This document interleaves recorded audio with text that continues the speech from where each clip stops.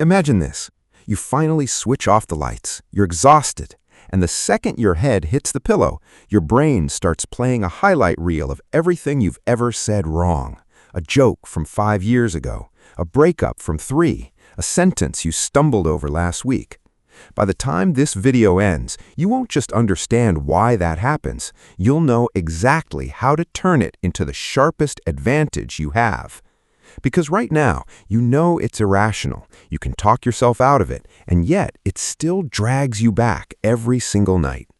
Everyone calls this overthinking. That word is a lie. There's a very specific psychology behind it, and tonight we're going to walk through it, piece by piece. I was talking about this with a friend a while back, and she said something that stuck with me. She said her brain doesn't just replay old conversations, it also rehearses ones that haven't happened yet, mostly at night, like it's trying to protect some future version of her. And honestly, I think that's the whole thing in one sentence. Your mind isn't broken, it's working overtime on a job nobody assigned it. So let me ask you something, just you, not everyone watching this. When was the last time you went 20 minutes without thinking about something someone else did or said? If you can't remember, stay with me, because what's coming next isn't going to sound like therapy. It's going to sound like the truth nobody's bothered to hand you yet. This isn't overthinking. Psychology explained. Everyone around you calls this overthinking. Your mom calls it that, your partner calls it that, maybe even your therapist calls it that. And I get why. It's the easy word. It fits on a sticky note. But that word is doing you a disservice. It makes it sound like a bad habit, like biting your nails too much or checking your phone too much. It's not that. Psychologists actually have a real name for what's happening in your head. It's called rumination, specifically maladaptive rumination. That's just a fancy way of saying your mind keeps circling back to the same loop, especially around anything uncertain, anything unfinished, anything social. There's research out of Yale and out of the University of Michigan that's looked at this for years, and what they keep finding is kind of the opposite of what you'd expect. People who ruminate aren't weak. They're not overly sensitive either. In most cases, their brain is just really, really good at spotting patterns. It's scanning constantly, processing constantly, looking for the thing that doesn't quite add up. Here's what I think people miss. The problem was never that you're too smart for your own good. The problem is that the scanning never gets a signal telling it to power down. I saw someone put this into words really well in a comment a while back. They said, and I'm paraphrasing, that overthinking feels productive, but most of the time you're just running in circles and calling it progress. And yeah, that's it. That's the whole trap in one sentence. So let's talk about what's actually going on under the hood, because it comes down to one part of your brain arguing with another part. Your prefrontal cortex, that's basically the planner, the strategist, the one in charge of logic, and normally it's supposed to calm things down when your amygdala starts panicking over nothing. But in a mind like yours, the prefrontal cortex doesn't get to rest either. It stays switched on, even at 2 in the morning, even when there's nothing left to plan. Meanwhile, there's this background system, researchers call it the default mode network, and it just keeps generating chatter, drafting responses to arguments that already ended or ones that haven't even started. Here's a question, and I want you to actually sit with it for a second, not just skip past it. What would it feel like, physically, in your body, if your mind actually finished a thought instead of looping it? Most people can't answer that right away. And honestly, in my experience, that's the real tell. It's not that you think too much, it's that your brain was trained somewhere along the way to treat still thinking as the same thing as still safe. Which brings us to something almost nobody talks about when they explain this stuff, and it's the part that actually matters. Sign 1. Why you can read a room before anyone speaks. Hypervigilance. So here's the first sign, and if this doesn't apply to you, you probably know someone it does. You walk into a room, any room, a family dinner, a work meeting, whatever, and before anyone said a single word, you already know something's off. You feel a shift in someone's shoulders. You catch the half second where somebody's smile doesn't quite reach their eyes. And when you try to explain this to people, they usually just say you're reading too much into it. But you're not. What you're doing has an actual name. It's called hypervigilance. It's not some rare disorder. It's a nervous system that got really, really good at scanning for danger. Most people walk into a room and just see furniture and faces. You walk in and you're running a full assessment without even meaning to. Who's tense? Who's avoiding eye contact? Whose voice went up half a tone when they said they're fine? There was a comment I came across once, someone talking about growing up with parents who fought constantly. They said they learned to read the sound of footsteps before anyone even said anything, because that's how they knew what kind of night it was going to be. And look, I think that's exactly what we're talking about here. That's not a coincidence, and it's not a personality quirk. That's a kid's nervous system building a radar system out of pure necessity, and it worked. It kept them safe. The problem is nobody ever taught it when to turn off. Here's what the research says, and this part I find genuinely interesting. There's a concept in developmental psychology called stress inoculation. Basically, when a kid grows up in an environment where the mood in the house can flip without warning, their brain doesn't just get anxious and shut down. It adapts. It starts building a map. Who's about to get upset? What's the safe topic tonight? Where's the exit? Emotionally speaking, not just physically. And that map doesn't switch off just because you grew up and moved out, got your own place, built your own life. It just gets quieter. It goes looking for new rooms to scan. I think what's wild is how physical this actually is. This isn't just you being thoughtful or observant in some abstract way. Your amygdala, the part of your brain that handles threat detection, is genuinely more active in situations like this than it is in someone who didn't grow up scanning for danger. Your body reacts before your conscious mind even catches up. That tight feeling in your chest walking into a tense room, that's not you overreacting. That's a system doing exactly the job it was built to do years ago for a completely different situation. And this shows up in ways people don't expect. Maybe you're the one at family gatherings who always ends up quietly managing the tension without anyone asking you to. Maybe you're the coworker who somehow always knows a meeting's about to go badly before it does. Or maybe it's smaller than that. Maybe you just can't relax at a party until you've clocked where everyone stands with everyone else. The last time you walked into a room full of people, how long did it actually take you to know who was in a bad mood? Take a deep breath and let it sit for a moment. If your answer is under 10 seconds, you already know exactly what I'm talking about. And in my experience, most people with this radar don't feel special because of it. They feel tired. Because scanning a room takes energy, real, measurable mental energy, even when nothing's actually wrong, even at a birthday party, even on a Sunday afternoon with people you love. You're not paranoid. You're not too much. You're running background software that got installed for a real reason a long time ago, and it never got the update telling you the danger's gone. Sign 2. The hidden lie detector only overthinkers have. Second sign. Someone tells you they're fine, and before they've even finished the sentence, some part of you already knows they're not. Not because you're psychic, not because you're nosy, but because your brain caught something they didn't mean to show you. Maybe it was the half-second pause before fine. Maybe their voice went up just slightly at the end, like a question instead of an answer. Maybe they laughed right after, that little laugh people do when they're trying to close a door they just accidentally opened. You clocked all of it, instantly, without even trying. And by the time they've moved on to the next sentence, you're already 3 steps ahead, wondering what they're actually not saying. I remember a friend telling me she can always tell when her sister's lying, not because her sister's bad at it, but because her sister over-explains, gives details nobody asked for. And honestly, I think that's such a common thing. Most people who grew up needing to read a room develop this same weird superpower. They're not listening to the words, they're listening to the gap between the words and everything else, the tone, the timing, the stuff underneath. And it's not just tone of voice either, it's the tiny stuff. Someone crosses their arms a beat too late. Someone's eye contact holds just a little too long, like they're checking if you believe them. Someone changes the subject just slightly too fast. None of that means anything on its own, but your brain isn't looking at any one thing. It's stacking all of it together in real time, building a case, whether you want it to or not. There's actual research behind this too, not just a theory someone made up to sound smart. A study published back in 2013 in the journal Psychological Science found that people who ruminate a lot also score noticeably higher on cognitive empathy. That's the ability to sense what someone else is thinking or feeling, even when they're not saying it outright. So the same wiring that keeps you up at night replaying conversations is the exact same wiring that makes you the person your friends call when they need someone to actually get it. And it makes sense once you think about it. If your nervous system spent years learning to predict a parent's mood or a partner's temper, then reading strangers is basically the easy version of a skill you already mastered under way higher stakes. There's newer research, too, from behavioral labs studying what they're calling social calibration, showing that people with high rumination tendencies process microexpressions faster than the average person does. So this isn't in your head. Well, it is in your head, but it's real, it's measurable, and it's not going away just because someone tells you to relax. Now, think about the last time someone said, "I'm okay," and you knew immediately that they weren't. What actually gave it away?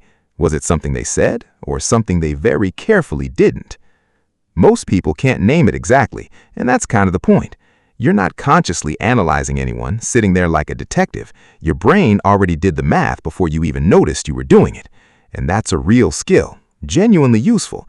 It's the reason people trust you with things they don't tell anyone else. But like everything else we've talked about tonight, it comes with a bill attached, one that doesn't show up right away. And that bill is exactly what we're getting into next.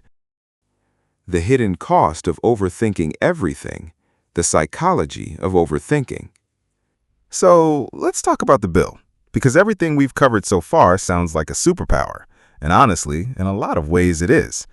But nobody ever mentions what it actually costs you to run this thing quietly, in the background, without ever clocking out. Here's the simplest way I can put it. Your brain is spending energy on things most people don't even register.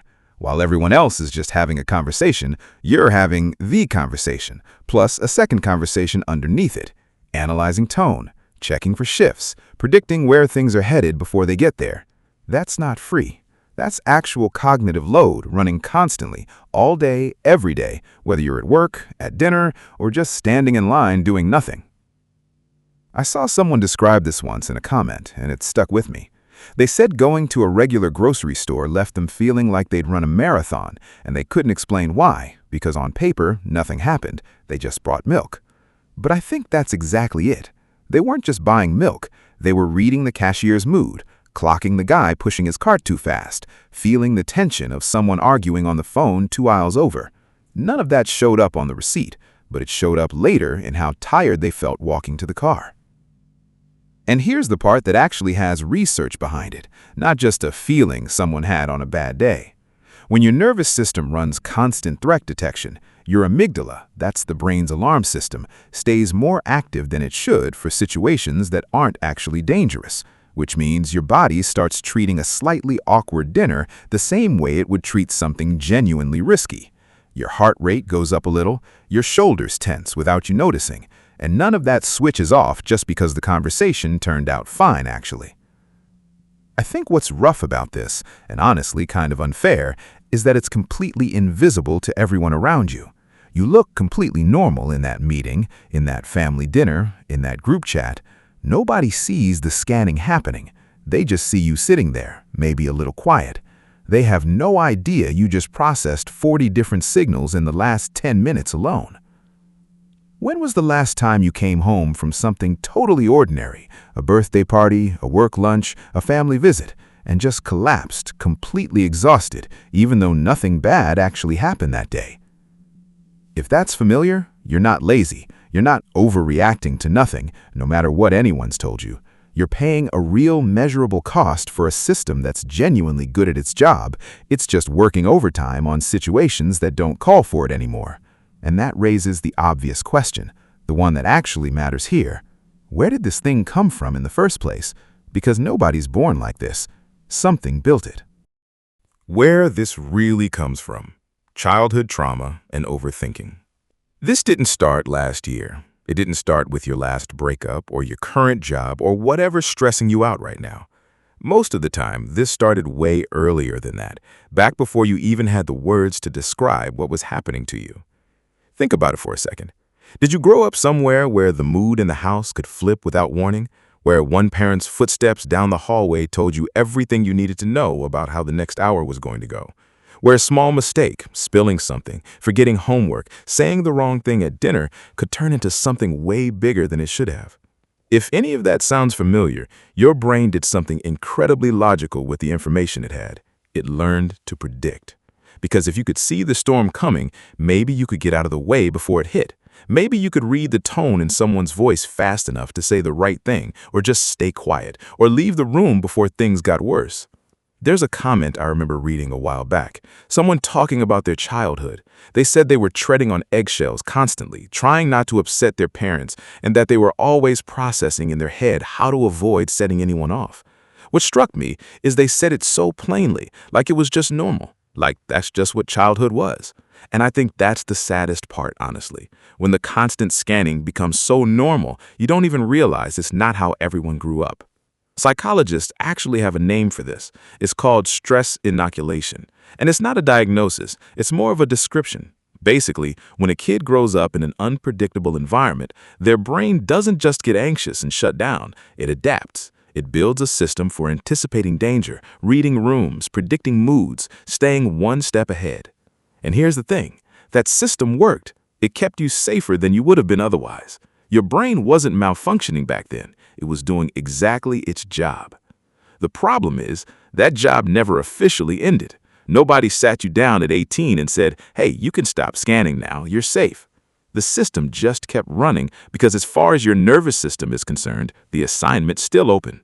So it goes looking for new rooms to read, new people to predict, new situations where being one step ahead might, in theory, protect you again.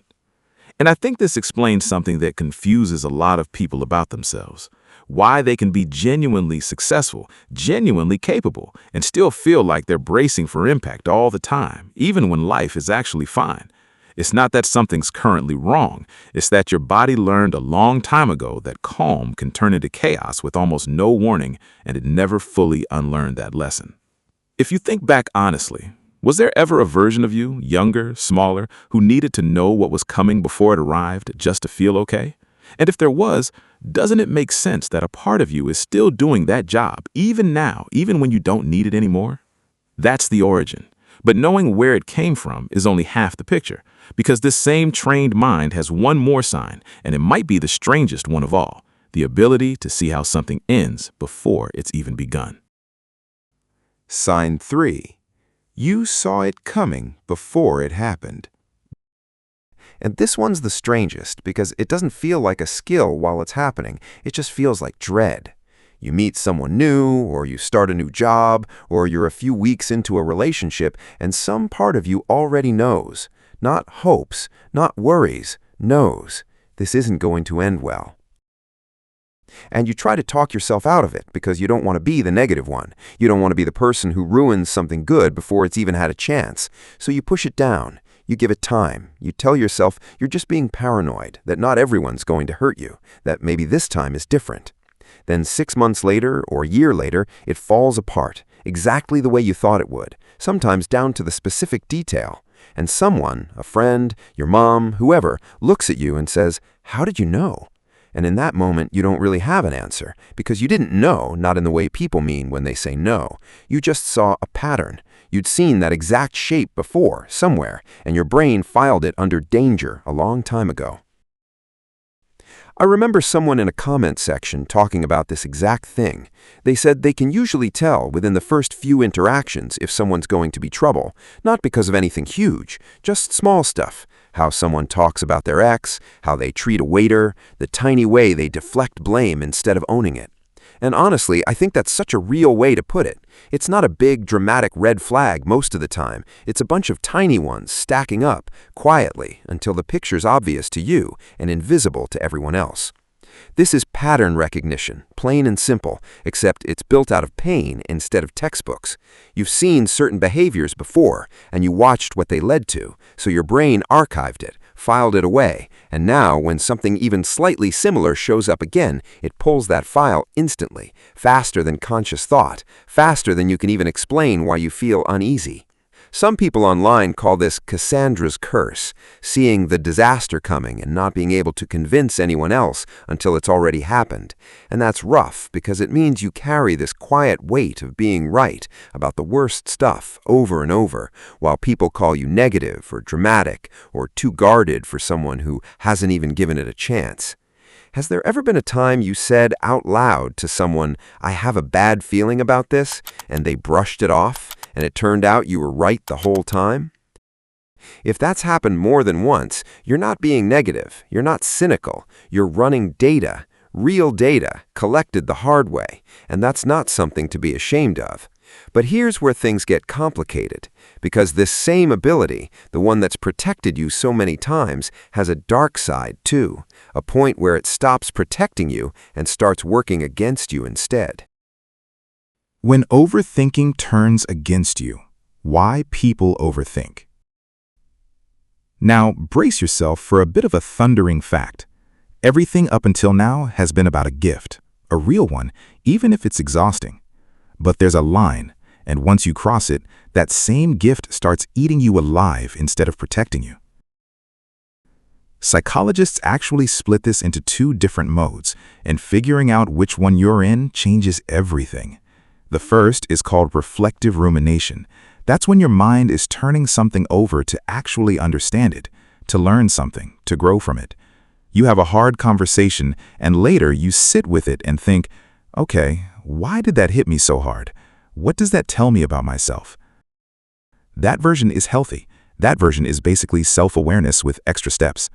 The second one is called brooding rumination, and this is the one that wrecks people.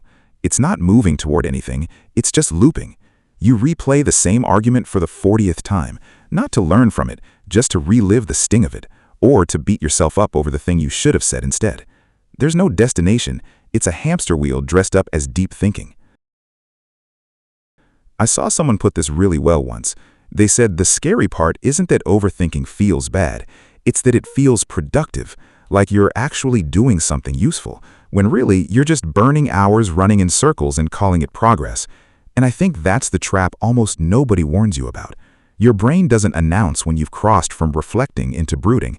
It's the same sensation, the same mental effort, just aimed at nothing. There's actually a chemical reason this keeps happening too. Your brain releases small amounts of dopamine just from the act of thinking something through, even if the problem's completely imaginary, even if you're rehearsing an argument that's never going to happen.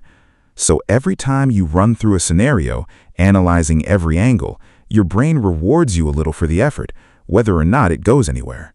Which is exactly why telling someone to just stop thinking about it doesn't work. You're not fighting a bad habit, you're fighting a system that's chemically wired to keep going. And this is where the cost really shows up. Analysis paralysis, where you're so busy weighing every possible outcome that you can't actually decide anything. Sleep that never feels like rest because your mind's still running the night shift. Relationships where you're managing what's happening in your head instead of what's actually happening in front of you. In my experience, this is the part that quietly costs people the most. Not the big dramatic moments, just years of energy spent on conversations that already ended. Think of something you're thinking about right now, something from today or this week. Is thinking about it right now actually getting you anywhere, or are you just walking the same path again? If it's the second one, that's not a character flaw, and it's definitely not proof you're broken. It just means the system that was built to protect you never got taught where the exit is. And that's actually the good news, because a system that was built can be rebuilt, which is exactly what we're getting into next. How to stop overthinking by turning it into power. Understanding all of this is nice, but it doesn't fix your 2 in the morning. You don't need to turn this thing off, and honestly, I don't think you even can. What you need is to learn how to aim it, and that's a completely different skill than shutting it down. First thing, and this one sounds almost too simple, it's called cognitive diffusion. Instead of saying to yourself, I'm a failure or this is a disaster, you add 4 words in front of it. I'm having the thought that I'm a failure. That's it. Sounds small, but it does something real. It takes you from being inside the thought, drowning in it, to standing next to it, just watching it happen. And once you're standing next to it, it stops running the show. I tried this myself during a rough stretch a while back, and honestly, at first, it felt kind of silly, like I was just adding extra words for no reason. But after a few days, it actually changed something. Instead of getting swept into the spiral, I'd notice it happening and go, oh, there's that thought again. And that tiny bit of distance was enough to stop it from running for hours. Second thing, your nervous system doesn't respond to logic, it responds to evidence. Real, physical, present moment evidence.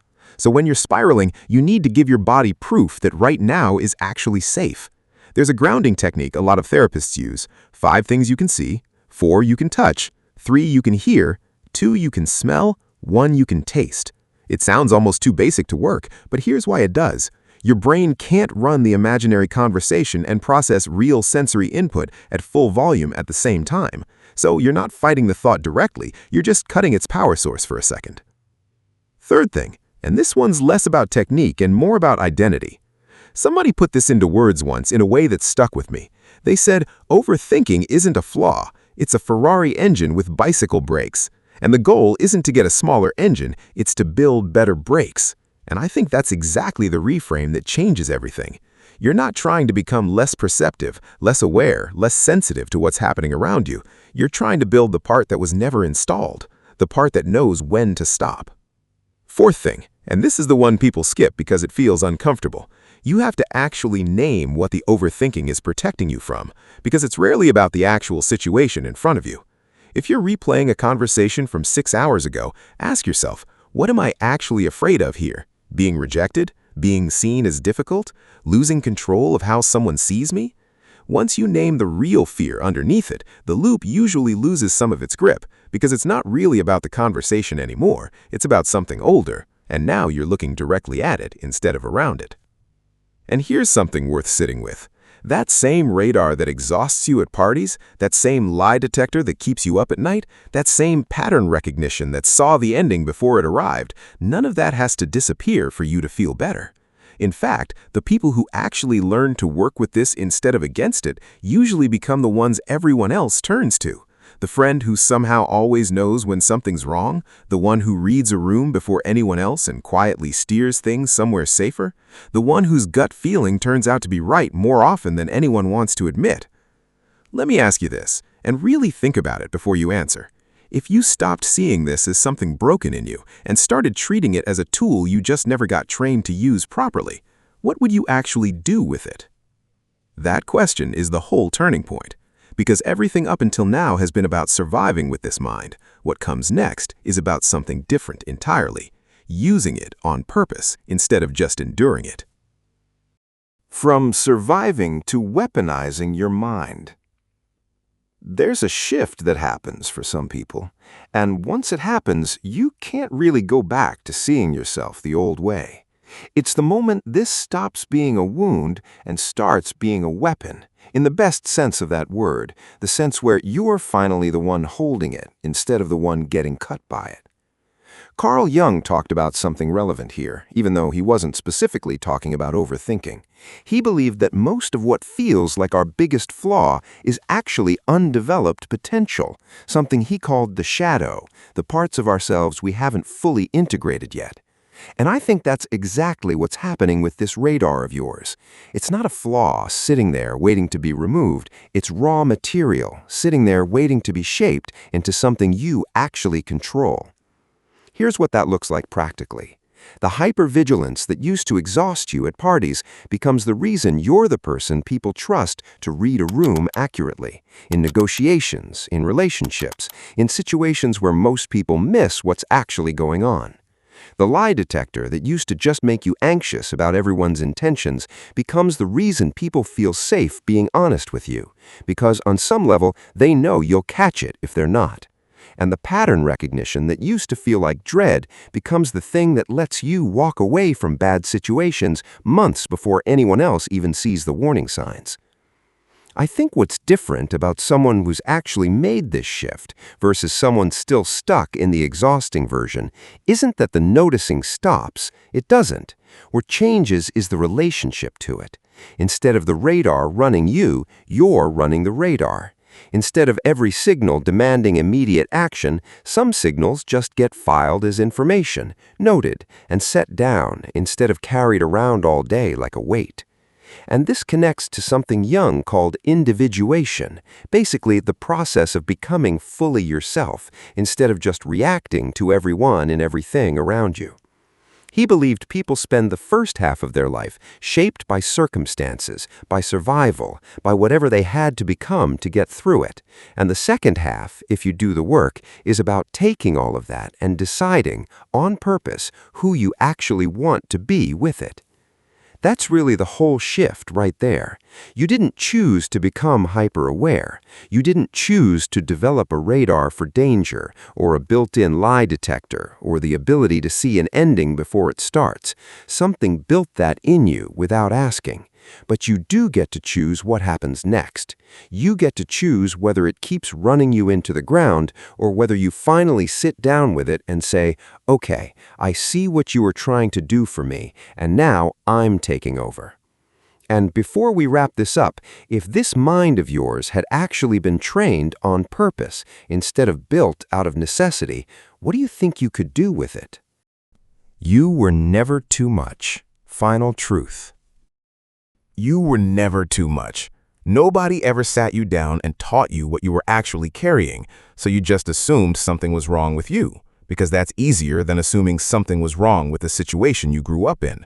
Everything we talked about tonight, the radar that reads a room before anyone speaks, the lie detector that catches what people don't say, the pattern recognition that sees the ending before it arrives, none of that is broken. It's trained, built by something, probably something hard, probably something you didn't choose and definitely didn't ask for, but built, not broken. And there's a real difference between those two words. I think about that comment sometimes, the one where someone said, overthinking isn't a smaller engine problem, it's a braking problem, a Ferrari with bicycle brakes. And honestly, I keep coming back to that because it's just true. You were never supposed to become less aware, less perceptive, less sensitive to what's happening around you. You were just never handed the other half of the equation, the part where you get to decide when the engine runs and when it rests. So here's what I actually want you to walk away with tonight. Not comfort. Comfort's nice, but it doesn't change anything by tomorrow morning. I want you to walk away with this instead. The exhaustion you feel is real, and it made sense once, and it doesn't have to be the whole story anymore. You get to build the brakes now. You get to decide which signals matter and which ones you set down. You get to take the thing that used to run you and finally learn to run it instead. If any part of tonight felt like it was describing you a little too accurately, drop it in the comments. Tell me which sign hit hardest, the radar, the lie detector, or the one where you saw it coming before it happened. I read those, and honestly, they usually teach me more than the research does. And there's one sign we didn't even get to tonight, the strangest one of all, the one where your mind starts protecting you from people who haven't hurt you yet before they even get the chance.